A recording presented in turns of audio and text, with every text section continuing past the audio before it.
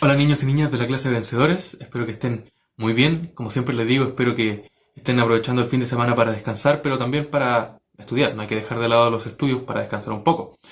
Supongo que ya están yendo por la recta final. A mí me queda 2 semanas más, ya no tengo clases. Después tengo exámenes, eso sí. Supongo que ustedes sí tienen clases, pero aún así deben estar por las pruebas finales, me imagino. Ya lo conversaremos. Vamos a seguir leyendo el libro de Mateo. Seguimos en el capítulo 21 y vamos a leer el versículo 28, que dice así. Pero ¿qué piensan de lo siguiente? Un hombre con 2 hijos le dijo al mayor, Hijo, ve a trabajar al viñedo hoy. El hijo le respondió, No iré, pero más tarde cambió de idea y fue. Entonces el padre le dijo al otro hijo, Ve tú. Y él le dijo, Sí, señor, iré, pero no fue. Vamos a orar. Señor Jesucristo, en el nombre de Jesús, te doy gracias por este día, gracias por tu palabra. Gracias, Señor mío, porque podemos compartirla libremente. Gracias, Señor mío, porque aunque tenemos este impedimento para reunirnos en el templo y hacer clases un poco más didácticas, aún así podemos compartir tu palabra a través de algún medio. Tú nos has dado estas facilidades, estas libertades, y te ruego que las aprovechemos bien, no para cosas que no edifiquen, más bien no para cosas que destruyen nuestras vidas. Padre Santo, te ruego que bendigas esta palabra, que abra nuestro corazón, Espíritu, ilumina nuestro entendimiento y ayúdanos siempre a aplicar lo que tú quieres hablarnos. Y no solamente quieres hablarnos, sino lo que efectivamente nos hablas constantemente. En el nombre de Jesús, amén.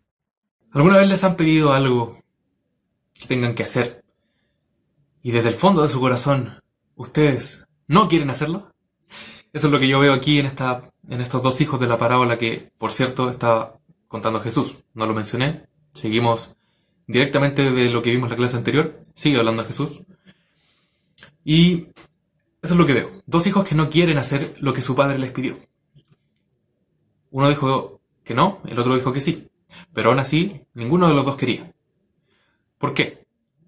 El primero no quería y fue sincero. No, no voy a ir. El segundo no quería, pero quería contentar a su padre y dijo, sí, iré. ¿Cómo sabemos que no quería? Porque luego no fue. Solamente dijo que sí, por decirlo. Pero no fue. A mí me ha pasado. Quizás la segunda no recuerdo una situación en la que haya dicho que sí por compromiso y luego haya dicho que no. No recuerdo ninguna en específico. Pero el no querer hacer algo que me pidan o que me manden y decir que no, pero luego pensar, "Mm, quizás acostado en mi cama, quizás no quería hacerlo por flojera. Luego pienso, reflexiono un momento, no me beneficia, no me sirve para nada lo que me están pidiendo, pero en realidad ya, voy a ayudar. Voy a hacer lo que me están diciendo que haga porque va a ser beneficioso para otro. La verdad es que ambas actitudes fueron bastante feas. Es bastante feo decirle que no a un padre cuando le pide ayuda a uno, que es su hijo. Es bastante feo decirle que no, pero decirle que sí y no hacerlo no es mejor. Ambas son feas, ambas son malas, pero mejor ser sincero y si no vamos a hacerlo, no digamos que sí. No estoy hablando que tengan que ayudar a todo el mundo en todos sus problemas o en todas sus peticiones. Sí debemos ayudar a la mayoría en todo lo que podamos hacer, todo lo que tengamos la capacidad de hacer, pero no estamos obligados a decir que sí a alguien que nos está pidiendo algo que va en contra de nuestros principios, por ejemplo. Pero ayudar a tu padre con el viñedo no era algo que pueda ir en contra de tus principios. Tendrías unos principios muy raros si, si esto fuera en contra de ellos. Nos damos cuenta inmediatamente de que eh, es mejor decir que no que decir sí falsamente. Pero tenemos que el que dijo que no más tarde fue y ayudó. Y nos damos cuenta también por eso de que el que dijo que no era mucho mejor que el que dijo que sí. Y Jesús le preguntó a los fariseos, ¿cuál de los dos obedeció al Padre? Y ellos contestaron inmediatamente, el primero. Paréntesis, y dato interesante. En algunos manuscritos ellos contestan el segundo. Pero como tantas veces hemos visto, no es que haya un error en la palabra, ni en la enseñanza que nos quiere dar Jesús, ni que esto sea mentira, ni nada de eso. Sino simplemente que en esas versiones en las que ellos contestan el segundo, Jesús está hablando al revés. Primero menciona al que dijo que sí y no hizo nada, y luego menciona al que dijo que no, pero al final fue y ayudó. Entonces cuando dicen el segundo es lo mismo que ahora estábamos leyendo, el primero. Cierre paréntesis. Los fariseos, que sabemos lo malo que eran y que antes, en la clase pasada, se negaron a contestarle al Señor, o dijeron que no sabían, mintiendo, aquí inmediatamente contestaron el primero obedeció, porque se notaba a quién había obedecido. Voy a contarles una cosa un poco latera que me recuerda este pasaje acerca de la universidad. Hace 2 años ya que estudié esta materia, que puede parecerle un poco fome a ustedes. A mi parecer es una materia muy entretenida, es de las más interesantes de la carrera de Derecho, y es algo de derecho penal. El delito, o el crimen, o falta, digamos delito, tiene varias etapas. Sí, tiene etapas. Digamos que tiene capas, como las cebollas. A estas etapas, dato irrelevante, pero para que aprendan 2 palabras en latín y se las digan a sus compañeros, se les llama iter criminis. Las etapas del delito, simplemente. La primera etapa es una etapa interna. Difícilmente se comete un delito absolutamente sin pensar. Y si no se piensa, de hecho, es probable que no sea considerado delito. Me refiero, por ejemplo, a una persona privada del pensamiento como un, llamémoslo, loco, o una persona extremadamente drogada o borracha. Pero dejémoslo hasta ahí para no enredarlos con cosas irrelevantes.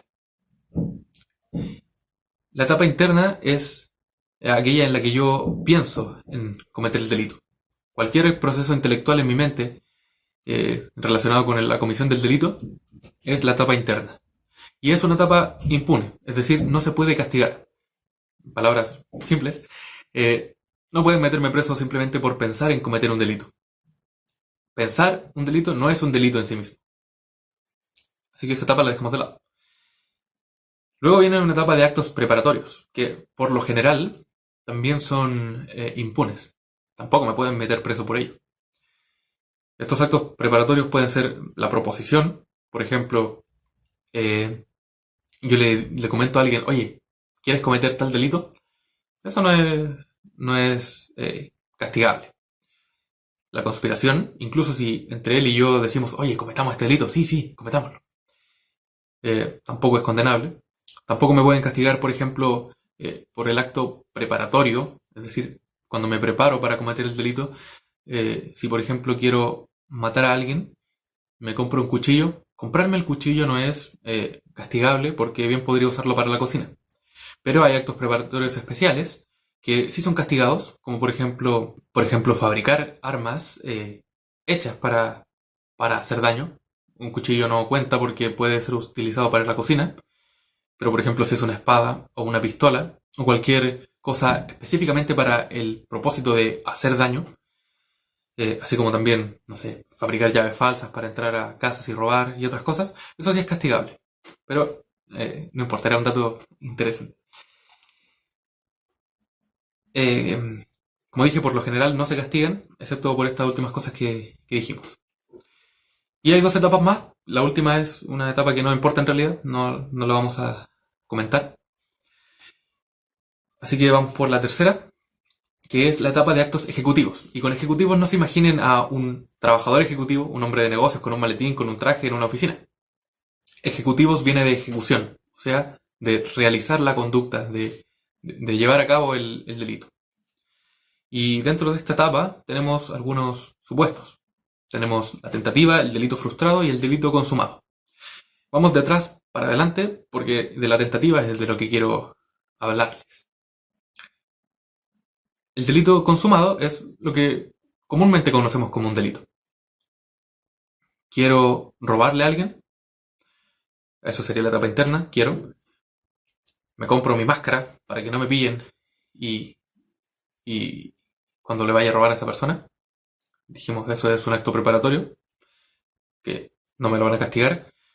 Pero está el hecho mismo de entrar a la casa, robar las cosas, me voy. Eso es un delito consumado. Consumado quiere decir hecho, realizado, completo.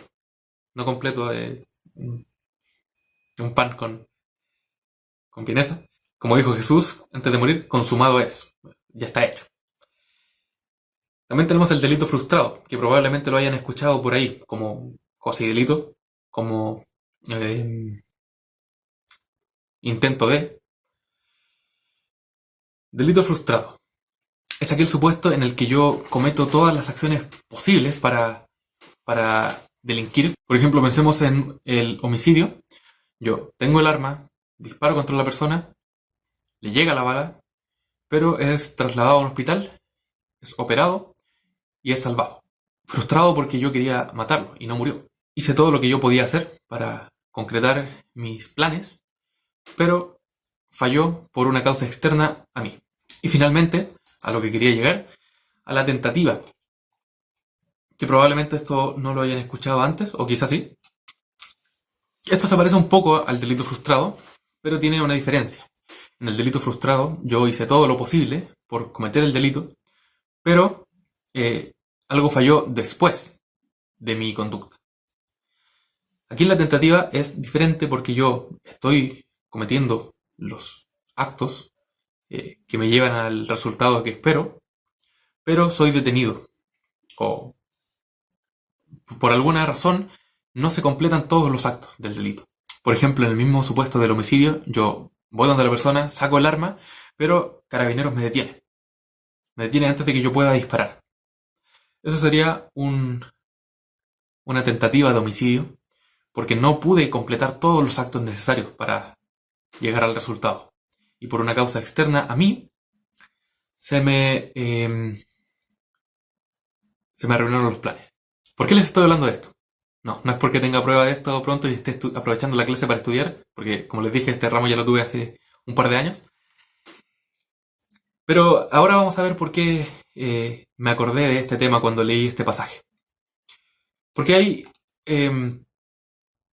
dos situaciones, dos decisiones que yo puedo tomar respecto de la comisión de un delito por mi mano, que se discute si pueden librarme de ser castigado, de que me metan preso, o si quizá voy a estar preso menos tiempo, cosas así. Se discute, pero no importa. Vamos a quedarnos con que sí, con que el delito no existe. Si yo tomo una de estas dos decisiones. Y no pueden meterme preso. Estas dos decisiones son el desistimiento y el arrepentimiento.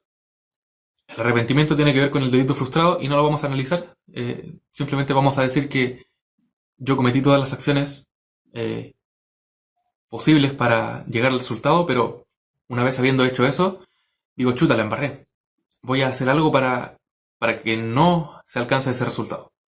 Por ejemplo, le disparé a la persona, le llegó la bala, pero yo mismo saco mis poderes de médico cirujano, lo opero y lo salvo. Eso es arrepentimiento. Pero vamos a dejarlo de lado y vamos a irnos al desistimiento, que tiene relación con la tentativa, que fue lo último que habíamos visto, que consiste en abandonar voluntariamente la ejecución de la conducta. O sea, yo voy donde la persona, saco el arma y cuando voy a disparar no llegan los carabineros, pero yo mismo digo, no lo voy a hacer. No lo voy a hacer. Y por supuesto es exigido que para que haya desistimiento no vuelva después a cometer la conducta, no la esté dejando para después, sino que la abandone ahí y no vuelva más a ella. Y esto se parece mucho a lo que pasó con estos hermanos de la parábola que contó Jesús. Primero voy a aclarar un poco por qué no me sirve el tema del arrepentimiento para explicar esta situación que ocurrió con los hermanos, y es porque podemos distinguir delitos en delitos de resultado y delitos de mera actividad. Por ejemplo, es el homicidio un delito de resultado, porque tiene que morir la persona, pero imaginemos que disparar el arma en sí mismo es un delito. Basta con un movimiento para disparar el arma. O sea, dispara y esa es toda la conducta. Y por lo mismo no podría arrepentirme de ella porque no puedo disparar el arma. Pero sí puedo salvar a la persona que intenté matar. Y justamente en esta situación de los hermanos era una cosa que solamente podía hacerse, se hacía o no se hacía. El ayudar a su padre no eran varias conductas, sino mera actividad. Ahora, quedémonos con esta palabra desistimiento, alejándonos ya del aspecto penal, alejándonos del tema de los delitos, que son tan feos. Ambos desistieron de sus conductas. Y esto es lo importante. Todo lo que dije antes era un poco para poner un paralelo. Ambos hijos desistieron de sus conductas. El primer hijo desistió de su mala conducta de no ir a ayudar, y el segundo desistió de su buena conducta de ir a ayudar. Ambos desistieron, pero el primero tuvo un buen desenlace y el segundo tuvo un mal desenlace. En otras palabras, el primero desistió de ser desobediente y se volvió obediente. En el tema del delito, me volví no delincuente. Y en el caso del segundo, desistió de ser obediente. ¿Se imaginan eso? Desistir de ser obediente. Sería como si yo fuera un ciudadano promedio y desisto de ser eso, de ser un buen ciudadano y me pongo a delinquir. ¿Pero qué significa toda esta parábola? ¿Por qué se les está contando Jesús? Al principio del versículo 28 dice, pero ¿qué piensan de lo siguiente? Ese pero quiere decir que hay algo antes, y ahí nos remontamos a la clase anterior. Habíamos acabado con que los fariseos supuestamente no sabían de dónde venía la autoridad de Juan. Y que Jesús les dijo que él tampoco les iba a responder con qué autoridad él hacía las cosas. Pero, si no saben eso, ¿qué piensan de esto? Y ahí los atrapó. Porque como dijeron, el primero fue obediente, Jesús les explicó, les digo la verdad, los corruptos, cobradores de impuestos y las prostitutas entrarán en el reino de Dios antes que ustedes. Pues Juan el Bautista vino y les mostró a ustedes la manera correcta de vivir, pero ustedes no le creyeron, mientras que los cobradores de impuestos y las prostitutas sí le creyeron. Aún viendo lo que ocurría, ustedes se negaron a creerle y arrepentirse de sus pecados. Vamos a cambiar la palabra, ya que estamos hablando de desistimiento. Aún viendo lo que ocurría, ustedes se negaron a creerle y desistir de sus pecados. Les está diciendo, ustedes supuestamente no saben de dónde venía la autoridad de Juan. No importa de dónde venía, lo que importa es que él enseñaba lo correcto. Yo sé que venía de Dios su autoridad, pero él enseñaba lo correcto y ustedes no han sido como el primer hijo, que desistió de no ir y fue, sino que han sido como el segundo, que dijo sí y no fueron. Porque ellos supuestamente servían por un llamado del Señor, a enseñar la ley y a seguirla, por supuesto. Quizá empezaron con esa motivación, pero desistieron de eso y se alejaron y se volvieron malas personas, pecadores. En cambio, los corruptos cobradores de impuestos y las prostitutas, que eran los primeros estafadores y las segundas cometían pecados sexuales, ellos fueron como el primer hijo, que dijo, no iré, estaban pecando, no querían acercarse a Dios, pero luego se arrepintieron o desistieron de sus malas conductas y sí fueron. El hecho de pecar en sí, cualquiera sea el pecado, es igual a decir, no voy a ir. Pero vemos a través de los evangelios que desistieron de su conducta y se acercaron a Jesús. Vemos a Zaqueo, vemos a una mujer adúltera, vemos toda clase de pecadores diciendo con sus pecados, no voy, pero luego conociendo a Jesús, cambiar de parecer e ir con él. Vamos a seguir la enseñanza correcta. ¿Vamos a desistir de qué? ¿De hacer lo bueno o de hacer lo malo? Yo quiero desistir de hacer lo malo, no de hacer lo bueno. Vamos a orar. Señor Jesús, te damos muchas gracias por tu palabra. Te ruego que la forma en la que quise explicar las cosas que están escritas haya sido entendible. Te ruego que podamos llevar a cabo esta enseñanza en nuestras vidas. Que cuando estemos en una conducta que no te agrada, desistamos, no completemos la conducta. Que si con nuestras conductas decimos no voy a ir, no te voy a hacer caso, desistamos de ellas, cambiemos de parecer y vayamos contigo, que es mejor que estar lejos de ti. Y sálvanos, Señor mío, de aparentar hacer las cosas bien para luego simplemente no hacerlas. Líbranos de decir que sí a tu llamado y luego desistir de él y no hacer lo que tú nos has dicho que hagamos. Ayúdanos a hacer lo que nos dices